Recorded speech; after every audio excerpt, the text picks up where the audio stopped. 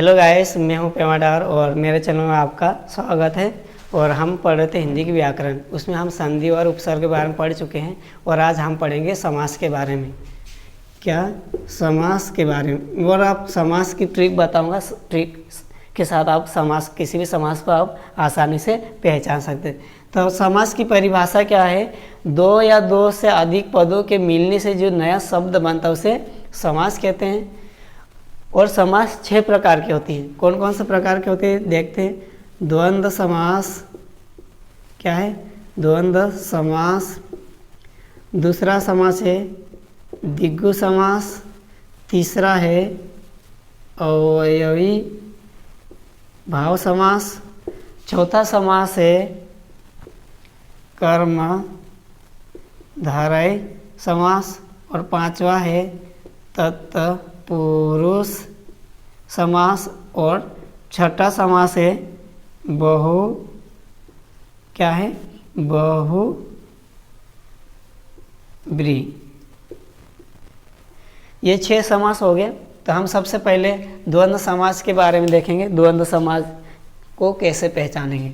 तो द्वंद्व समास को पहचानने की ट्रिक बता रहा हूँ आपको मैं। कैसे शब्द आना चाहिए?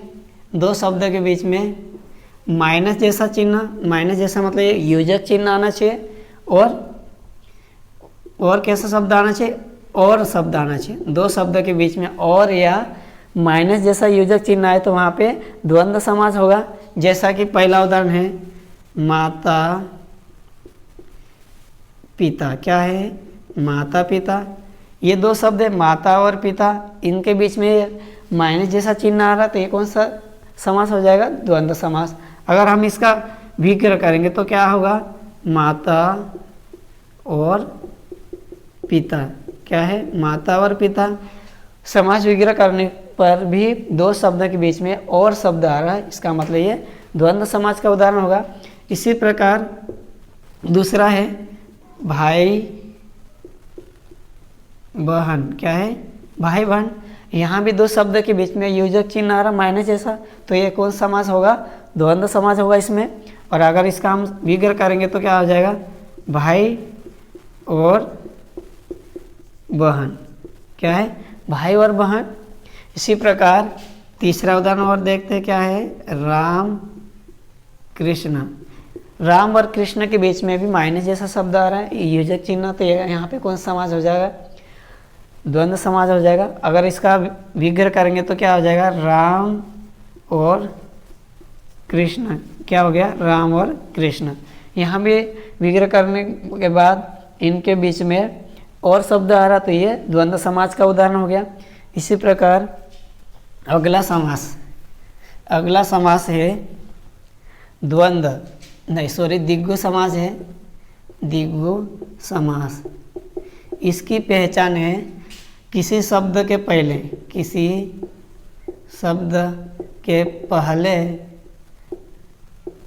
संख्यावाचक शब्द हो। क्या हो? संख्यावाचक शब्द हो। किसी शब्द के पहले संख्यावाचक शब्द हो तो वहाँ पे कौन समास होगा? द्विगु समास। कैसा शब्द होना चाहिए? संख्यावाचक शब्द होना चाहिए। तो पहला उदाहरण है नवरत्न। यहाँ जैसा मैंने लिखा ट्रिक में, तो शब्द के पहले कैसा शब्द जुड़ा होना चाहिए? संख्यावाचक शब्द। तो यहाँ पे ये नौ, ये संख्यावाचक जैसा शब्द लग रहा है, संख्यावाचक जैसा, तो यहाँ पे कौन समास हो जाएगा? द्विगु समास हो जाएगा ये। और इसका अगर विग्रह करेंगे तो क्या हो जाएगा? नौ रत्नों का समूह। क्या? विग्रह करने पर भी वाक्य पहला शब्द है वो संख्यावाचक आ रहा है, तो ये द्विगु समास का उदाहरण हो गया। दूसरा उदाहरण है सप्तद्वीप। क्या है? सप्तद्वीप। यहाँ द्वीप के आगे संख्यावाचक शब्द जुड़ा हुआ है, तो ये द्विगु समास का उदाहरण हो गया। अगर हम इसका विग्रह करेंगे तो क्या हो जाएगा? 7 द्वीपों का समूह। क्या है? 7 द्वीपों का समूह। यहाँ भी विग्रह करने के बाद वाक्य पहले कैसा शब्द जुड़ा है? संख्यावाचक शब्द ये 7, तो ये कौन समास का उदाहरण हो गया? द्विगु समास का उदाहरण हो गया। इसी प्रकार अगला समास है अवयवी भाव समास।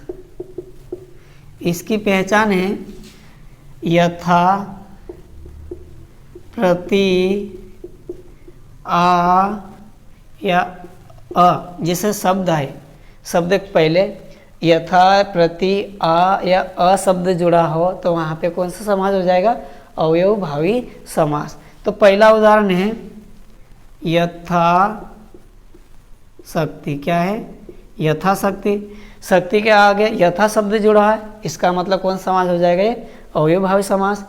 और इसका विग्रह करेंगे, समास विग्रह, तो क्या हो जाएगा? यथा शक्ति। क्या हो जाएगा? शक्ति के अनुसार। क्या हो जाएगा? शक्ति के अनुसार। इसी प्रकार दूसरा उदाहरण इसका प्रतिदिन। यहाँ भी जैसा कि मैंने क्या शब्द के पूर्व प्रति शब्द जुड़ा है, अवयव शब्द ही है, तो ये कौन सा समास हो जाएगा? अवयवभावी समास। जैसा कि मैंने पहचान में लिखा, ट्रिक में प्रति शब्द आए तो वहाँ पे कौन सा समास हो जाएगा? अवयवभावी समास। तो इसका अर्थ क्या हो जाएगा? अगर हम विग्रह करेंगे तो प्रत्येक दिन। इसी प्रकार अगला उदाहरण है तीसरा आजीवन। आजीवन, यहाँ भी शब्द के पहले आ जुड़ा हुआ है, जैसा कि यहाँ पे उदाहरण में मतलब ट्रिक में लिखा आ, तो यहाँ पे आ शब्द जुड़ा, मतलब ये अवयवभावी समास हो गया। इसका विग्रह करेंगे तो क्या हो जाएगा? जीवन भर। इसी प्रकार अकरण। क्या है? अकरण। यहाँ पे करण के आगे अ जुड़ा हुआ है, तो ये कौन समास हो जाएगा? अवयवभावी समास। और इसका हम विग्रह करेंगे तो क्या हो जाएगा? बिना कारण। क्या हो जाएगा? बिना कारण। इसी प्रकार हम अगला समास है हमारा, क्या है अगला समास? कर्मधारयी समास। कौन सा समास है? कर्मधारयी समास। कर्मधारयी समास। अगर कर्मधारय समास को पहचाननी तो इसके लिए आपको ये शब्द याद रखना होगा, है जो या के समान। अगर समास विग्रह करने के बाद उस वाक्य के बीच में है जो या के समान शब्द आए तो वहाँ पे कौन सा समास हो जाएगा? कर्मधारय समास। जैसा कि पहला उदाहरण है नील कमल। क्या है? नील कमल। अगर इसका विग्रह करेंगे तो क्या हो जाएगा? नीला है जो अंबर, नीला है जो कमल। ये मैं सब जैसा मैंने बताया पहचानने के लिए विग्रह करने के बाद शब्द के बीच में है जो या के समान शब्द आए तो वहाँ पे कौन सा समास हो जाएगा? कर्मधारय समास। तो यहाँ उदाहरण में क्या है? इन वाक्य के बीच में है जो शब्द आए तो ये कौन सा उदाहरण होगा? कौन समास का? कर्मधारय समास का। इसी प्रकार दूसरा है पीताम्बर। क्या है? पीताम्बर। अगर हम इसका विग्रह करेंगे तो क्या हो जाएगा? पित्त है जो अंबर। क्या है? पित्त है जो अंबर। यहाँ विग्रह करने के बाद दो वाक्य के बीच में क्या शब्द जुड़ा हुआ है? जो शब्द। तो ये कौन सा समास हो जाएगा? कर्मधारय समास। इसी प्रकार तीसरा उदाहरण है चंद्रमुखी। इसका विग्रह करेंगे तो क्या हो जाएगा? चंद्र के समान मुख वाली। क्या हो जाएगा? चंद्र के समान मुख वाली। इसी प्रकार हम अगला समास देखते हैं। अगला समास क्या है? तत्पुरुष समास। कौन सा है? तत्पुरुष समास। तत्पुरुष समास। तत्पुरुष समास इसकी पहचान है से शब्द आए के लिए का, की,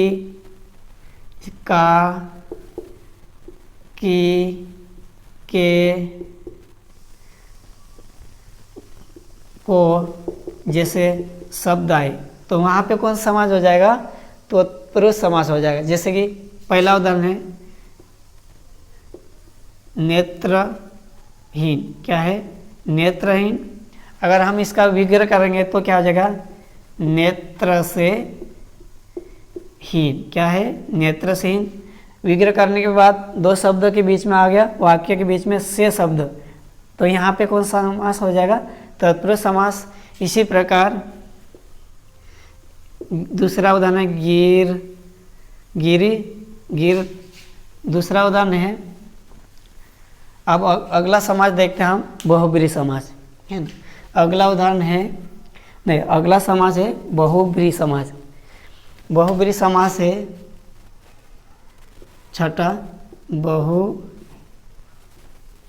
बहुब्रीहि समास। कौन सा है, बहुब्रीहि समास। इसकी पहचान है, इसकी पहचान क्या है, इसकी पहचान है जिसका, जिसके जैसे शब्द आए विग्रह करने पे, जिसका, जिसके जैसे शब्द आए विग्रह करने के बाद, तो वहाँ पे कौन सा समास होगा, बहुब्रीहि समास होगा। पहला उदाहरण इसका क्या है, नीलकंठ, क्या है, नीलकंठ। तो इसका अर्थ हो जाएगा नीलकंठ है जिसका, क्या है, नीलकंठ है जिसका, किसका होना चाहिए, किसको संबंधित कर रहा है, शिव जी भगवान को। किसको, शिव जी भगवान को, भगवान शिव जी को। इसी प्रकार दूसरा उदाहरण है, क्या है दूसरा उदाहरण, लंबोदर, क्या है, लंबोदर। अगर हम इसका विग्रह करेंगे तो क्या हो जाएगा, लंबा उदर है जिसके, जिसका, क्या है, लंबा उदर है जिसका। तो क्या हो जाएगा, ये किसको संबंधित कर रहा है, गणेश को। किसको, गणेश जी को। इसी प्रकार तीसरा उदाहरण है बहुब्रीहि समाज का है दशानन, क्या है, दशानन। अगर इसका समाज विग्रह करेंगे तो क्या हो जाएगा, 10 आनन है जिसके, 10 आनन है जिसके। किसके, किसको संबंधित कर रहा है, रावण को। किसको संबंधित कर रहा है, रावण को। जैसे मैंने पहचान में लिखा, संधि विग्रह करने के बाद अगर जिसका, जिसके शब्द आए तो वहाँ पे कैसा समाज होना चाहिए, बहुब्रीहि जैसा समाज होना चाहिए। यहाँ पे लिखा है विग्रह करने के बाद जिसके लिखा हुआ है, तो यहाँ पे कौन सा समाज है, बहुब्रीहि। यहाँ भी जिसका लिखा हुआ है, इसका मतलब ये बहुब्रीहि समाज का उदाहरण है। और अब मेरे साथ बने रहे और अगले वीडियो में तत्पुरुष समाज संबंधित उदाहरण लेकर आऊँगा। और थैंक यू।